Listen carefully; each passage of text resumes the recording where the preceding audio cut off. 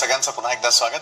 संभाजीराजांनी वयाच्या अवघ्या 16व्या वर्षी ज्या पद्धतीनं ग्रंथ लिहायला सुरुवात केली आणि त्याचप्रमाणे नाशिकमधील 16 वर्षीय चारू दत्तनही तसाच प्रवास सुरू केलेला आहे, मात्र एका वेगळ्या पद्धतीने. कसा पाहूयात.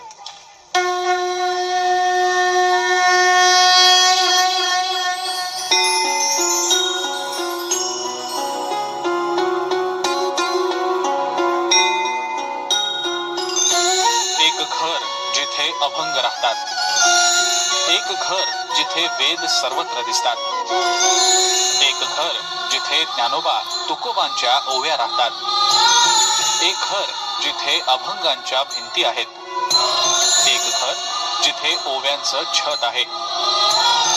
चला एका अशा घरात. महाराष्ट्राला संतांची मोठी परंपरा लाभलेली आहे आणि या संतांचे अनुयायी, त्यांचा भक्तगण देखील तेवढाच मोठा आहे.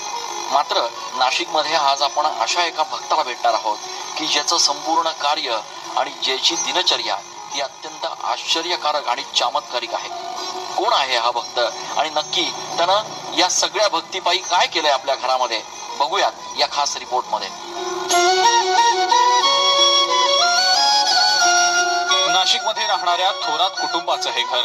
या घराच्या भिंती, दरवाजे, स्वयंपाकघर, बेडरूम हे वेदांनी आणि मंत्रांनी भरून गेलंय. या घरात राहणारा 16 वर्षांचा चारू दत्त याला एक दैवी चमत्कारच म्हणावा लागेल. वयाच्या 10व्या वर्षांपासून तो फक्त लिहितो आणि लिहितोच आहे. असंख्य अवघड आणि सर्वसामान्यांच्या समजण्या पलीकडचे श्लोक, संतांची वचनं, ओव्या, अभंग, धर्मग्रंथ.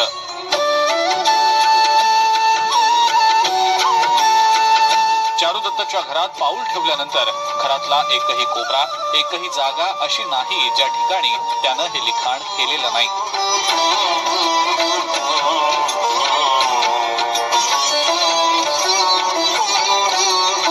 नाशिकमध्ये राहणाऱ्या आणि इयत्ता 10वी इतक्यात पास झालेल्या चारुदत्त थोरात याच्या घरात आपण प्रवेश केल्यानंतर जो काही नजारा आणि जे काही दृश्य आपल्याला बघायला मिळतं ते निव्वळ चमत्कारिक असंच म्हणावं लागेल. चारुदत्त खरं तर 10वी आता पास झालेला आहे आणि त्यांनी 11वी मध्ये प्रवेश घेतलेला आहे. मात्र त्यांचं संपूर्ण घर हे जणू एखाद्या वेदाचं भांडारच झालंय, असं परिस्थिती आणि असं चित्र या घरामध्ये आल्यानंतर बघायला मिळतं.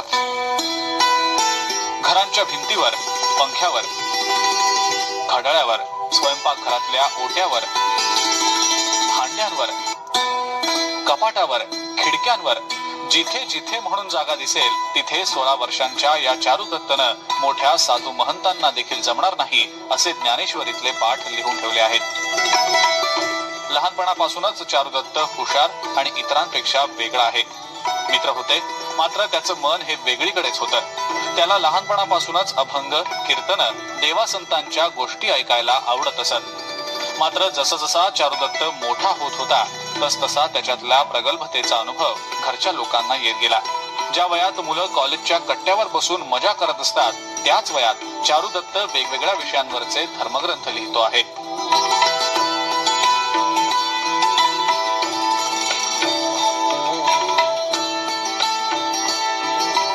मानवी जीवनाचा प्रवास, त्याचा अंत, मोक्ष याबाबतचं त्याचं विश्लेषण ऐकून भल्या भल्यांना थक्क व्हायला होतं. एवढ्या लहान वयात त्याला हे अगाध ज्ञान कसं प्राप्त झालं याचं कोडं न सुटणार असल्याचं त्याचे आई वडील देखील सांगतात.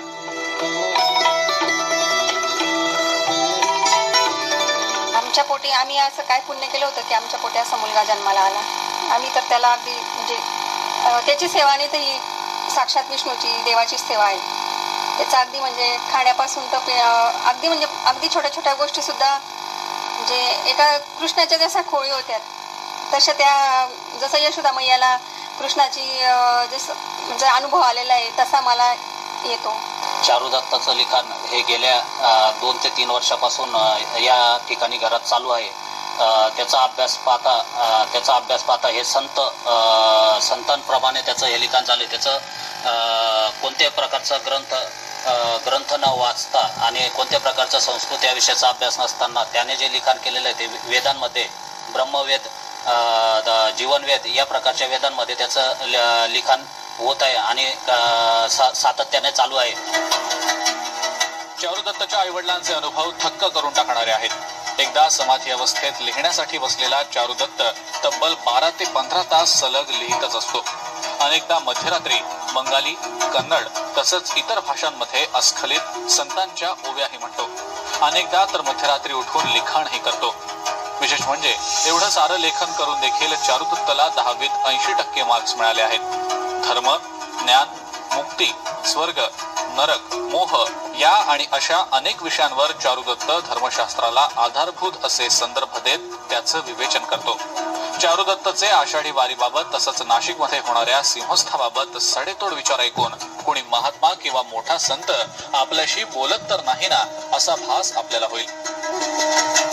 लोकांनी लोकांसाठी करा अशी एक भूमिका आहे आणि योग्य काळी हे सर्वत्र प्रस्थापित होईल. आता आपण आज समाजात पाहतो, समाजात संगत बिघडते, समाजात लोक वाईट मार्गाने जातात. का? कारण की याला मूळ ज्ञान नाही, संस्कार नसतील तर काही नसेल. विज्ञान आहे परंतु विज्ञानामध्ये अज्ञानता नाही पाहिजे. विज्ञान असेल परंतु त्यामध्ये संस्कार ही सर्वात मोठी बाब आहे. गेल्या काही दिवसांपासून चारुदत्तची ही प्रगल्भता पाहून घरचेच नाही तर परिसरातले लोकही थक्क झालेत. चारुदत्तच्या या वर्तनाबाबत वेदशास्त्राच्या अभ्यासकांना हे एक वेगळंच रसायन असल्याचं वाटतंय. नाशिकचे प्रसिद्ध वेदाभ्यासक आणि धर्माला शास्त्राची जोड देण्यात ख्याती असलेले विश्वासराव साक्रीकर यांनी या सगळ्याचं विश्लेषण केलंय. हे जो तो मुलगा लिहितो आहे हे मनाने लिहित नाहीये, हा कॉन्शियस कॉस्मिकने लिहितो आहे. कारण तो जे अभंग लिहितो, जे काय त्याला सुचतं, ब्रह्मांडाच्या विविध यंत्र लिहितो, आकृत्या काढतो, हे सगळंच्या सगळं कॉस्मिक कॉन्शियसशी संबंधित असलेली गोष्ट आहे. आणि कॉस्मिक कॉन्शियस जो आहे हा प्रकाशाच्या वेगाने कुठेही जाऊ शकतो असं आपण म्हणू शकू. मन जर जाऊ शकतं तर कॉन्शियस, सबकॉन्शियस आणि कॉस्मिक कॉन्शियस अतिवेगाने कुठेही जाऊ शकतो. अवघ्या 16 वर्षांच्या चारुदत्त थोरातनं आतापर्यंत लोकांना चकित करणारे ग्रंथ लिहून काढले आहेत. बरं, त्याचा लिहिण्याचा वेग बघून तो विचार कधी करतो, पाठांतर कधी करतो आणि लिहितो कधी असा विचार पाहणाऱ्यालाही पडावा. चारुदत्तनं आतापर्यंत सकलामृत ग्रंथ, सुमनामृत ग्रंथ, अशोकामृत ग्रंथ, जीवनवेद ग्रंथ, व्यथा ग्रंथ, चिंतन ग्रंथ, ब्रह्मवेद ग्रंथ, दत्तात्रय ग्रंथ आदी ग्रंथ लिहून काढले आहेत. तर सद्गुरु चक्र, शतसुख चक्र, अज्ञानम चक्र, तुलाश्रम चक्र, कर्मयोग चक्र अशा चक्रांची निर्मिती केली आहे. त्यामुळे चारुदत्तच्या या सगळ्या गोष्टींना चमत्कार म्हणावा का असा प्रश्न पडल्याशिवाय राहत नाही.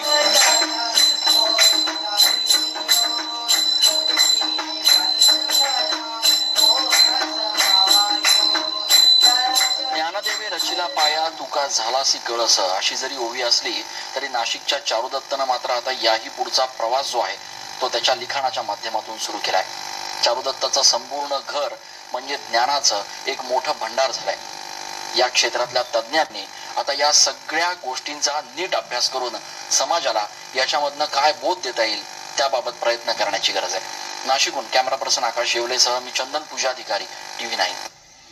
तर आमचा स्पेशल रिपोर्ट पाहिल्यानंतर आपल्याही लक्षात आलेलं असेल की चारू आकाशा एवढा हा या आम्ही कार्यक्रमाला नाव देण्यामागचं खरं कारण काय, त्याच्याशी देखील बातचीत करणार आहोत. त्याचबरोबर मुकुंद जे आपल्या बरोबर देखील बातचीत करणार आहोत एका छोट्याशा ब्रेक नंतर.